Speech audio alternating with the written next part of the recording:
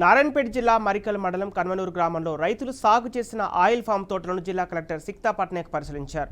Oil form పంట subsidy, పంట దిగుబడి, మార్కెటింగ్ తదితర అంశాలపై రైతులతో చర్చించారు. కన్వనూరులోని 45 ఎకరాలతో ఉన్న ఆయిల్ ఫామ్ నర్సరీని తనిఖీ చేశారు. రైతులు ఆయిల్ ఫామ్ తోటల సాగు చేసి అధిక లాభాలు పొందవచ్చన్నారు. రైతులు ఎదుర్కొంటున్న పలు సమస్యలను కలెక్టర్ దృష్టికి తీసుకెళ్లగా కలెక్టర్ స్పందించి ప్రభుత్వం దృష్టికి తీసుకెళ్లి పరిష్కారం దిశగా కృషి చేస్తామని హామీ ఇచ్చారు. మేడం ఏమంటున్నారంటే రైతులు ఇష్యూస్ ఏంటి అంటే వాళ్ళు ముందుకు రావడానికి ఏమన్నా ప్రాబ్లం ఉందా? ఎందుకంటే ఈవేళ మనకి ఈ సంవత్సరం 2500 ఎకరాల టార్గెట్ ఉంది. అది ఒక్క ఆయిల్ఫెడ్ కంపెనీ వాళ్ళు హార్టికల్చర్ ఆఫీసర్స్ కృషి చేసినంత మాత్రాన మనం 2500 ఎకరాలు వేయలేము.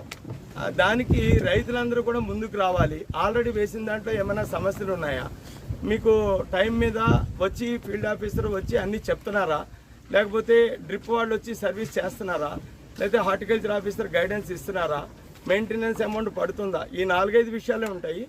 మేడం ఏమంటున్నారంటే రైతులు ఇష్యూస్ ఏంటి చెప్పారు. ఇక్కడ మీరు కూడా కొన్ని డౌట్స్